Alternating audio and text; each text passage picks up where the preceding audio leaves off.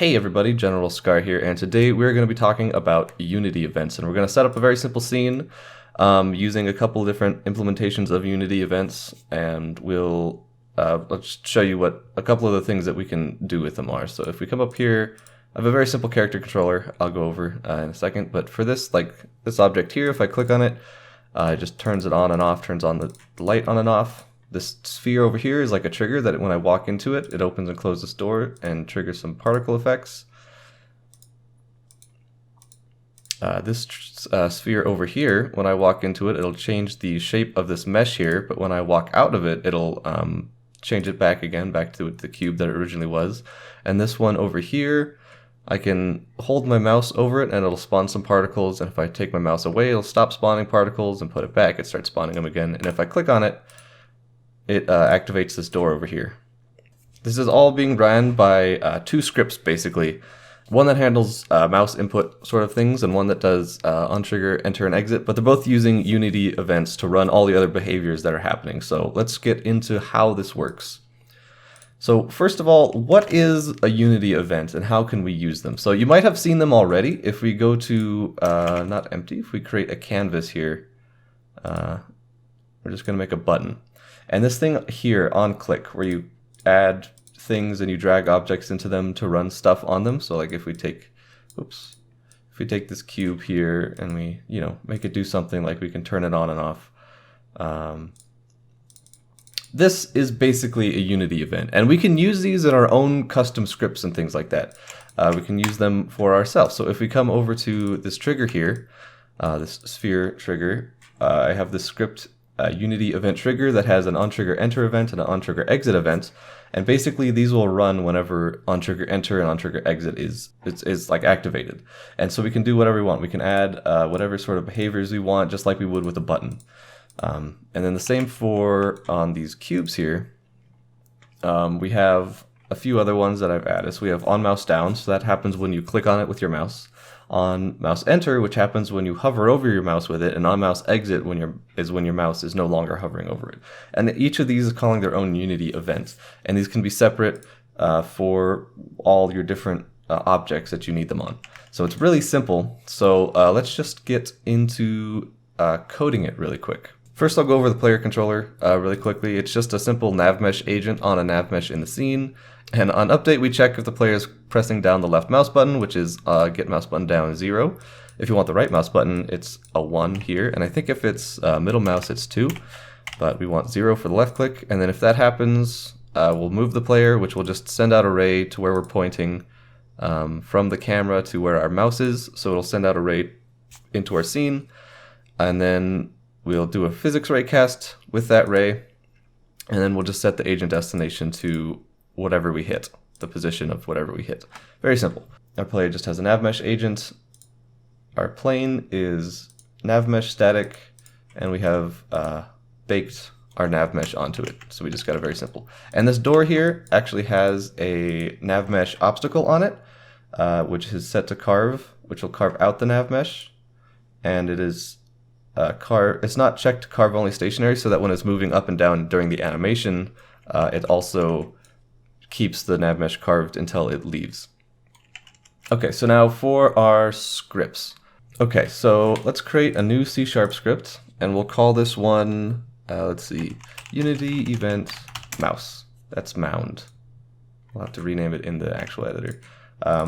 So let's double click this, and if we come in JetBrains Writer, and I think in Visual Studio, if you double tap R, it'll open up this rename menu. And if you name it here, it'll change it. Like if you change the name of something in this sort of refactoring, renaming thing, it'll change it in every instance of like every script you have that's connected to your project. So if you want to rename a script really quickly, you can just double tap R, or you want to rename a variable or something like that to make it more clear. You can easily do that, just double tap R and it'll just change it everywhere. So on our mouse, Unity event mouse. So this is going to handle our mouse events more or less, and we're just going to use a few simple methods, on mouse down, on mouse enter, and on mouse exit. And these are default Unity mono behavior things. So we're just going to delete that. We just need to be using Unity engine, and we also need to be using Unity engine.events. So this will let us access our Unity events, which will be what we use in the inspector. So now we can just create a public Unity event, and we'll call this on mouse down event. Oops. Oh, and we don't need the parentheses around it, and we can also have it be lowercase because that's how it wants it. We'll also create two more public Unity events on mouse enter event, public Unity event on mouse exit event. Now I'm adding event at the end of this instead of just calling it on mouse whatever, because we're going to have the method names which are going to be named that as well. So we'll just do on mouse down and let that autocomplete, and we'll add on mouse enter, get rid of that, and on mouse exit, and get rid of that, and then we'll get rid of breathing system because it wants to auto do that. So now all we have to do to call these is get the name of the thing, so on mouse down event dot invoke, and whenever it invokes it, it will just call anything that's inside, anything that's sort of listening to it.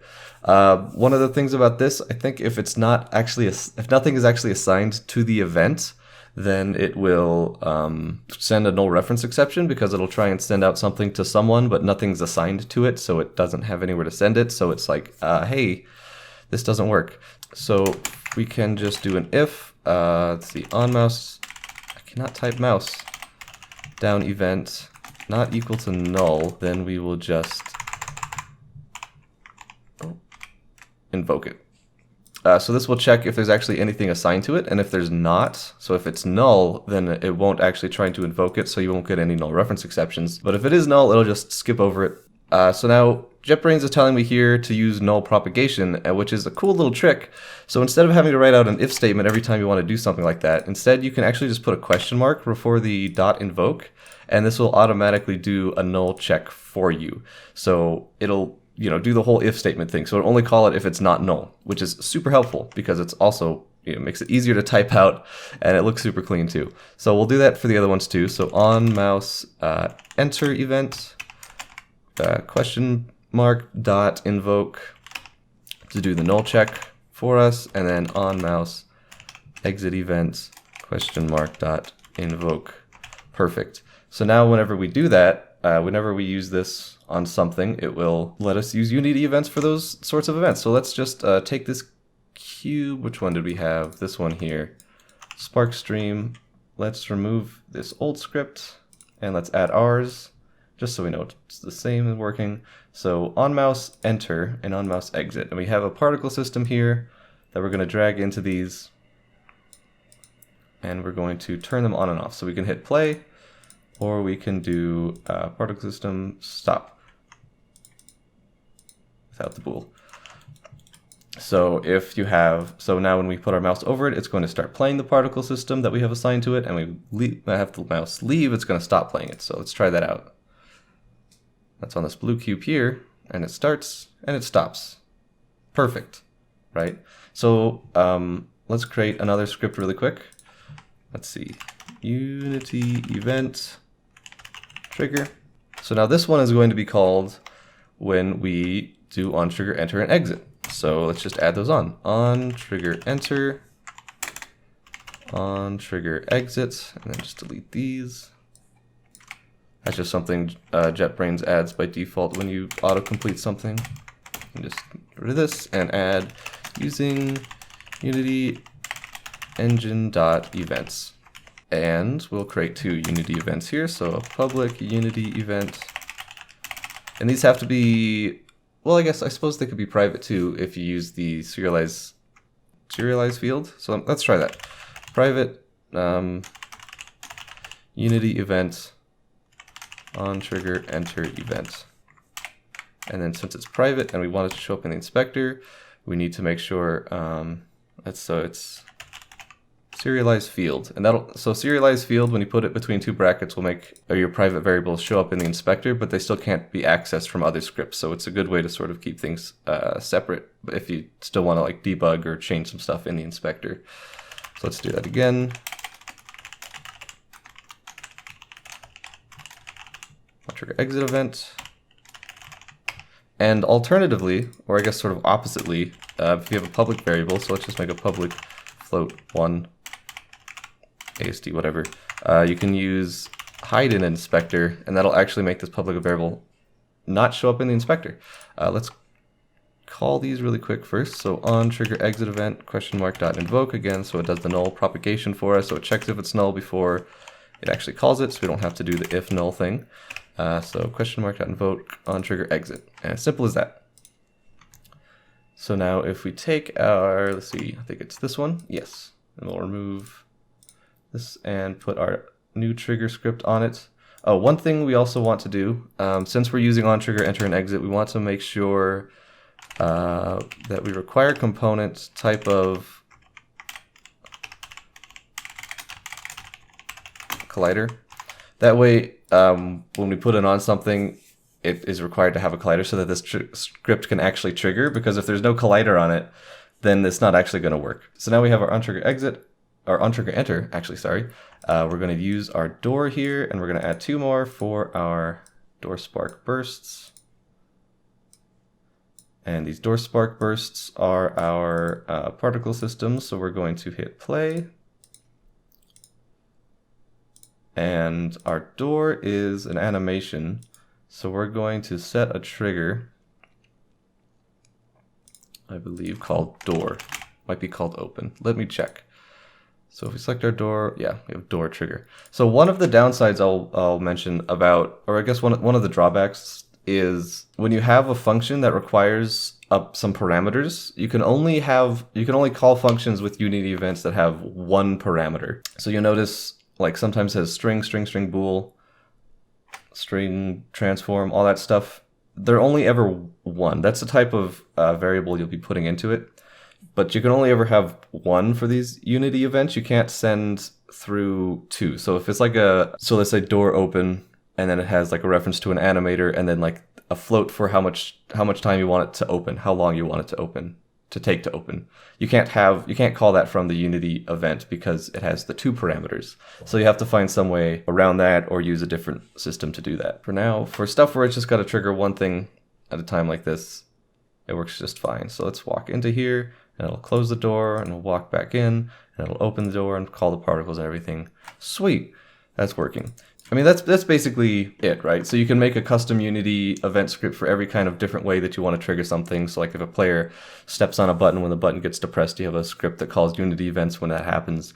Or when an enemy dies, it'll call some Unity events that you can assign to different things and stuff like that. I will show you for this cube that was changing mesh. I just added a reference, or I had the mesh filter mesh, and that'll get a reference to this cube's mesh filter up here, which you can use to change the mesh to whatever mesh you have in your project, whatever meshes. So for this light toggle here, I have this cube, which is sending an event signal to a light toggle script. So on the light itself, I have added a custom script called light toggle, and it's really simple. It just gets the component for the light at the beginning on awake with our reference here. And then when light toggle is called, it sets light.enabled equal to light to not light.enabled. So if light.enabled is true, it'll return false. But if it's enabled is false, it'll return true. So it'll just turn it on and off whenever it gets called.